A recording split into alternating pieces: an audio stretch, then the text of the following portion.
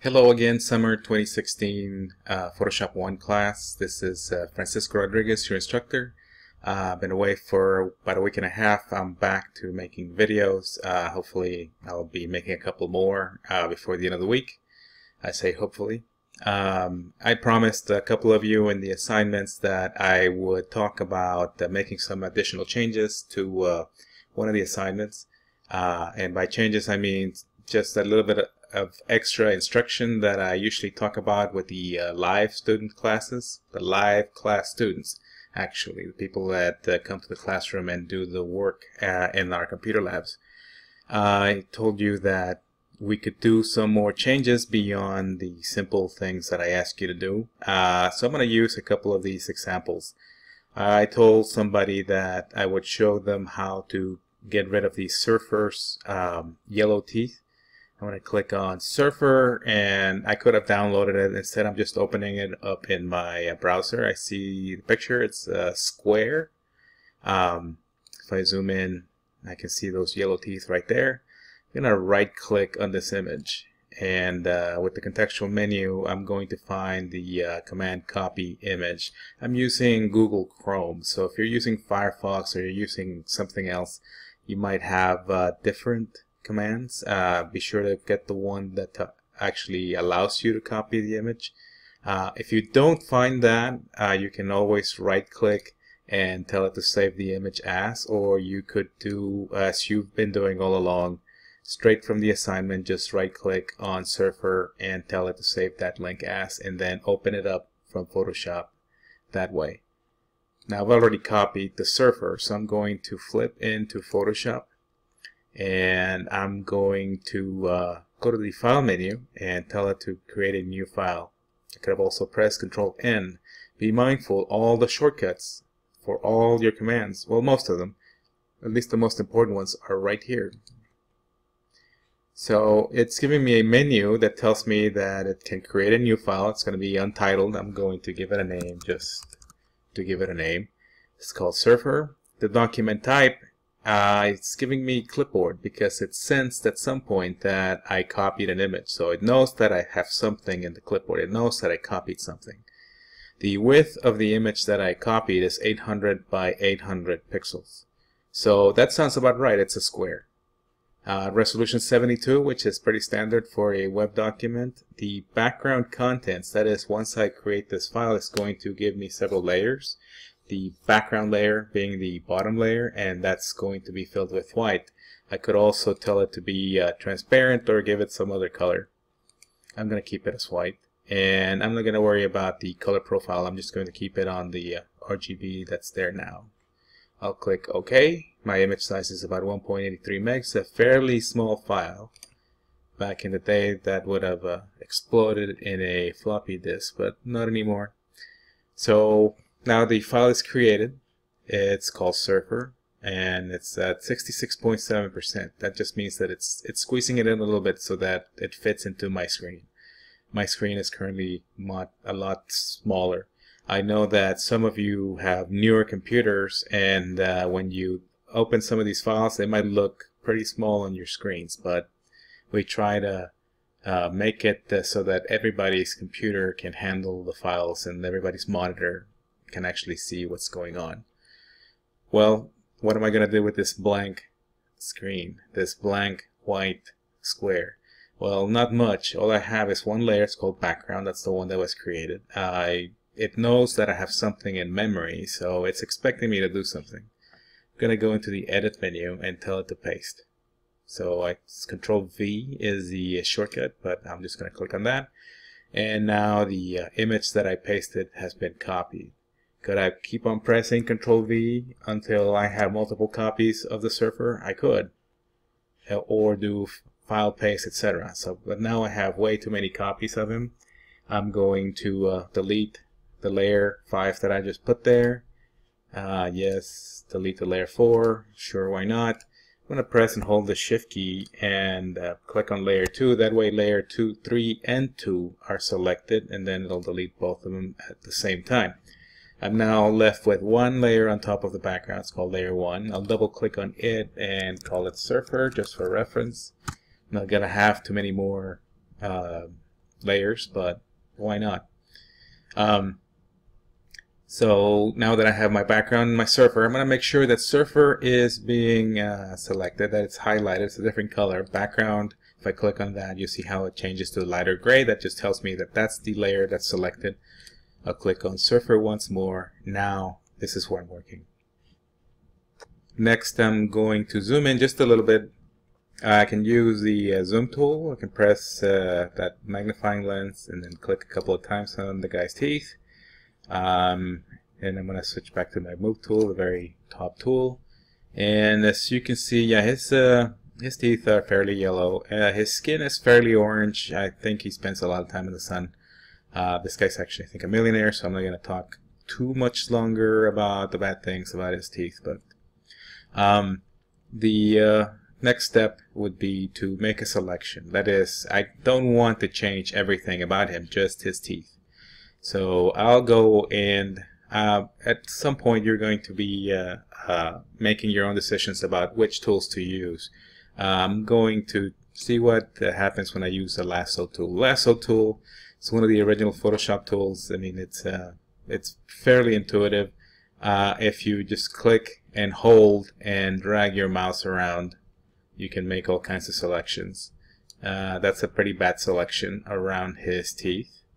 Let me make maybe a better one. I'm going to press Control D to deselect. I could have also gone to select and tell it to deselect up there. Now, I'm going around his lips and not necessarily his teeth. It used to be that I would make a quick selection of the yellow inside of the teeth, but that would limit our possibilities really. So I'm going to just make a larger, broader selection around the teeth, making sure that all the teeth are included. Yes, I've got his lips too, so we're going to be doing some extra editing when it comes to changing the color from yellow to white. I'm on the surfer layer, as I've said before, and at the bottom of the tools, and I hope you can see this, well, maybe you can't. If I'm hovering on top of the little circle there that's kind of filled in with black and white, it says create new fill for adjustment layer. So basically I'm going to create a new adjustment layer. This is going to create a new layer when I click on it. Well, actually I'm going to get the menu to have the option to create a new layer. And the type of layer that I want to create is going to be a HueSaturation layer. Once that happens, I clicked on that and I have a new layer. It's called HueSaturation 1. And it did a couple of things. It's adding a layer thumbnail that doesn't show me what the picture's like. It's just telling me that there's actually Photoshop magic happening in this layer, and it's affecting things that are inside of this mask. If I were to press and hold my control key and click on that, then I could see my selection again. I don't need to have that selected because the mask will be taking care of that. So I'm going to deselect that and pressing Control D. Okay, so since I clicked on the mask menu, my properties are showing me masks. So make sure that your properties are actually on the layer, the HueSaturation layer, and we have this contextual menu. We have lots of tools. Don't let these intimidate you. They're fairly simple to use. The hue refers to the color, and you can see the spectrum of colors there. Saturation, that's just how much color is actually being applied into the selection that you have. And the lightness, how much light is being actually let through to the image. If I were to start to mess with these right now, everything about the selection would change, and I don't necessarily want to do that. I specifically wanted to change the yellow. So on my menu, I'll look for this this one tab that says Masters, or just Master actually, and I'm going to click on that, and I'll see that I have the master is every color that is inside the selection. I could pick reds, yellows, greens, cyans, blues, magentas. I'm going to tell it to just look for the yellows. I'll click on that. The menu changes just a little bit, and although the saturation goes from nothing to very red, that's just telling you the the amount of color that's going to be changed. It's not going to be applied to the reds, it's going to be applied to the yellows, because that is what we have selected on top. So if I were to start to change hue, for example, which is currently at 0, then you'd see that everything around on my selection would sort of shift color. And I go back and make sure that this is at 0. I guess I could just type that in, 0. And for the yellow, the trick here is to look at the saturation. Basically, everything around the teeth, or in the teeth actually, is kind of at a level of yellow that was brought in from the picture. So I want to take away that saturation. I'm going to click and press and go all the way to the left.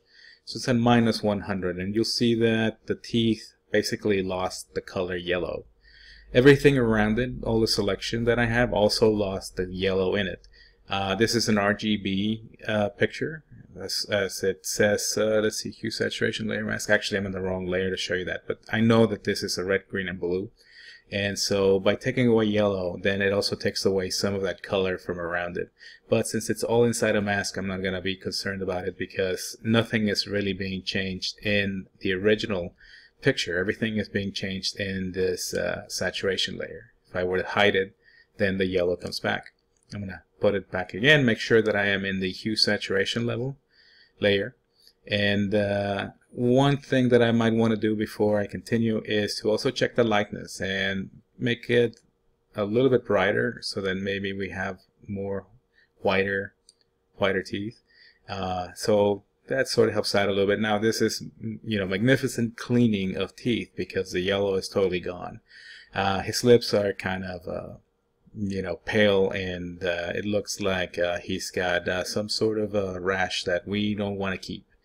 But we can take care of that. If some of you have already done the mask exercise, so you're a little bit more familiar with what's going on with the masks. The masks, I'm going to click on this square, the right darker square, the layer mask thumbnail, to have it selected. Now everything that I do into the image will now happen in this mask layer. I know it's selected not only because the background color has changed, also these 4 corners appear and tell me this is the layer you're working on.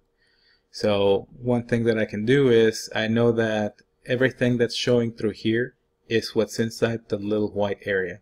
Everything that's being hidden is actually in the black area of the square. So I'm going to look for a brush. Click on that. This is my standard brush. I think it's at 30 points. I can change it. Let me move a little bit so that that's not being blocked. I'm going to then see what I have. I have 30. I'll click on that. This is a 30 pixel brush with 0% hardness. And let's see what happens when I start to do this. Make sure that we want to add more black around his lips. That's what's going to be hidden. My foreground color is now being changed to black. If you have it a different color, you can always click on these 2 little squares that represent the default, and then it turns to white and black. And then I'm going to click on the other icon next to it, which is switch foreground and background colors, and that way the black now is for sure my foreground color. If I click and drag my brush, then I'm going to be adding to the mask, so it's hiding things from the image. And by doing that, and because this is a very soft brush, you can't see the lines anymore. So I'm going to make sure that I covered enough around his teeth, and now his teeth are actually looking a lot better. So let me zoom out and press Ctrl-0 to fit everything on the screen. I'm going to hide this menu with properties if I can. I might not be able to because of the recording software, but I'm going to click on something else. Okay, double click the properties, and now they're gone and actually hidden. The picture now depicts him with much better looking teeth, at least in my opinion. Maybe you like yellow teeth. If you do, you can change them to a different color, or you can make them even more yellow. I can hide the layer so that we can see the original, and then we can bring it back up again and we can see it. This is a non-destructive edit. That means we changed a lot of things about the image, but we didn't really damage the original image. Everything is still in there. Everything is being corrected in a separate layer. And that's a lot better, really, when you're working with clients that maybe they wanted the guy to have different colored teeth. You never know what they want. Or they thought, oh no, you know, he's very proud of his teeth. Why would you change the color? Well, you know, okay, Mr. Client, you can always just hide it back and send them back the file. And then that way everybody's happy. I'm going to leave this as it is. If you did this and you want to turn it in, you can always just, and if you followed all the steps that I went through, that is copying the image and dumping it into Photoshop, you can go to File and Save As. Make sure that you don't flatten your image. Don't send me a JPEG, please. Go to File, Save As. Make sure that you save as type Photoshop so that all your layers remain. While I have all this open, I'm going to go back into the assignment and show you something else. I think I told somebody else how to do this from All Nighter. Click on All Nighter. I'm going to right click, copy that image, and go back to Photoshop, create a new image, File, New. It's now giving me the pixel dimensions for this one that I just copied because it's getting everything from the clipboard. I'm going to call this All Nighter. And I'll click OK. There's my space. And I'm going to go to Edit and Paste. I'm going to zoom in a little bit. You could use the zoom tool. I press Control and Spacebar, and then that way that shortcut brings up the plus. And he's got a little bit of red in his eyes, and I want to get rid of that. It's going to be a little bit harder to make a selection like we did with the surfer. I mean, we could do it, but then there's additional steps that I would have to take later. So I'm going to be a little bit more careful with this one and use the Quick Selection tool. Quick Selection tool then allows me to select the eye, the inside of the eye, so that whenever I go to change in the red, it only changes the red inside the eye and not necessarily the red in his eyelid. I can go ahead and try to change the other one as well. Let me add to that selection. And maybe there's a little bit too much, but we can always go and deselect. I'm going to use the lasso tool and tell it to subtract from selection. So all of the stuff that I did over here, I just made a quick selection with the lasso tool and got rid of it. I'm going to add to the selection just so that I know that I have the bottom of the eye. You can always come back and change this because we're going to end up with a mask layer. And remember that everything that's being changed only takes place inside of the mask. Okay, well, speaking of the mask, let me double click on layer 1 and the name and change it to All Nighter. Just because. I'm going to click to create a new adjustment layer, and I'm going to use the same one. It's going to be HueSaturation. So now I have my mask with the two eyes. I'm going to do the same thing, except I'm going to change from the master, and not yellows, but rather reds. And the reds drop the saturation to nothing. The lightness, bring it up a little bit. And get rid of that. So that took care of the red. Of course, it also deleted whatever red was inside of his eyes, but like I said, you can always go back into the layer mask and fill in. Okay, so it's hiding stuff wherever it is black. I'm already on black. I'm going to go into my brush, and that's about the size of his eyeball here. I'm going to click a little bit. I'm adding black in there, so just to bring a little bit of the color back for his eyes. And I'm going to press Ctrl 0, and he's looking a lot better. It looks like he showered with Visine. So could I have changed the color of his eyes? Maybe I could have. This always bugs me, so I'm gonna go into the all-nighter and get rid of that using the healing the spot healing brush. I'd rather change the eyes of another picture file. Actually, I don't have anything saved. Let me go back into my eCampus and let's do Shariah. And I'm going to copy her, copy image, go back to Photoshop, create a new file, edit, and paste. Am I doing this too fast? I mean, it's the same process as I did with the other two images. I copied the image, right-click, copy, go into Photoshop, File, New, and then paste. Control V or Edit Paste. I'm going to zoom in, Control Space, and take a look at her irises. Already on layer 1, call it Shariah or Sharia, I'm not sure. I don't know her. Let's see what I can do. I can make a selection of her irises. And since her irises are round, I'm going to click on the elliptical marquee tool. Actually, I already had it selected. Yours probably looks like this, rectangular. Just click, hold, and get the elliptical marquee tool. And I'm going to find the center of her pupil, click and hold and drag. And well, that does nothing unless I'm pressing the Alt key. Then it actually starts to make the circle from the center of your selection. If you didn't press the Option key, actually I'm looking at the Option key because I'm using a Mac on a piece for a PC, but it's actually your Alt key on your PC.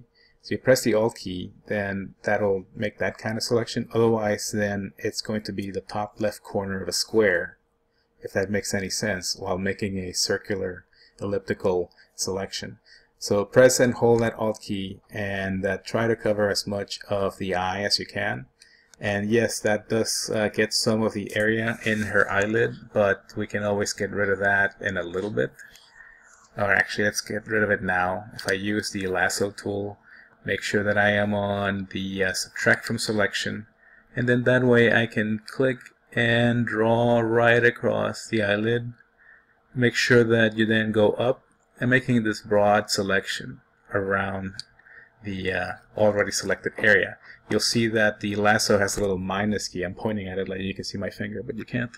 What that minus key just means is it's subtracting something. I'm going to make the selection for the eye after I actually change the color to something that I want.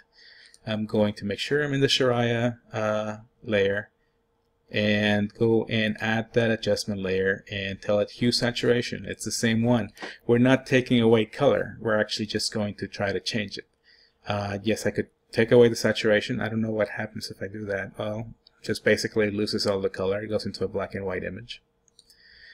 And my hue is currently at whatever it is. It's not blue, but it's something else. If I click and drag, then you'll see the multiple colors that it can change to. Usually in class we end up somewhere around here in purple. We think she looks very exotic with purple eyes. So let me move around here. Here's her other eye. We want the same thing to happen to the eye. Do I need to do everything that I just did? And not necessarily. You could create a new saturation layer, or hue saturation layer rather, because we're applying to the hue. But we already have this one set to -84, so why mess with it? Make sure that you are in the layer mask, and once again, if you click on the layer mask, you'll get the four corners light up. The properties change to masks, and that's fine. I'm going to click on my selection tool, the elliptical selection, and I'm going to once again find the center of her pupil. Press and hold the Alt key. And even though I didn't quite get it where I wanted it, I can always use my cursor keys to adjust that just a little bit. One to the right and one to the bottom. I still have this additional selection on top of the eye that I don't want, so I'm going to go back to my lasso tool, make sure that it's actually going to subtract from the selection. It's got the minus on it, and do the same operation. Just draw that area off and now I'm going to hide it, the properties. Once again, I make sure that I am inside of that one layer, and I'm going to then use a little bit of logic. If it's black and it means it's being hidden, that means that if this area were actually white, it would be showing me the saturation changes. So I'm going to use the color palette, reset it back to white as being the default background color. I could have done something else, but I'm a creature of habit. I always change it back to the default. And I'm going to say edit, and I'm going to fill the area. Edit, fill, contents aware. I don't think so, not right now. I'm going to say, I could have done white, or just say foreground color, since now I've changed it to white. I wouldn't fill it with anything else because layer masks work exclusively with black and white. Either they're on or they're off. That's all that means. If you put in green in there, it's not really going to understand you. It will to a certain degree, but just stick to black and white. Trust me on this one. So I'll fill it in with white or the foreground color. Either one. I'll click OK. And now I have an additional little white spot in the layer mask. And it shows me then the adjustment layer on both of them. I'm going to press Control D to deselect, and I'm going to press Control 0 to see the whole picture. And now her eyes are a different color. Everything about them still remains the same. They have the same shine, they have the same intensity of color, and once again, this is a non-destructive edit, so I can always just hide it and bring it back. And those are additional notes for all those assignments for week 2. Obviously, you did a lot of other stuff. You got rid of some of the marks on their face. You got rid of some of the strand hairs. You got rid of a lot of things. You got rid of wrinkles, and a lot of you are doing some really great work. These are just additional pointers on what to do with this exercise. So I'll see you in the next video.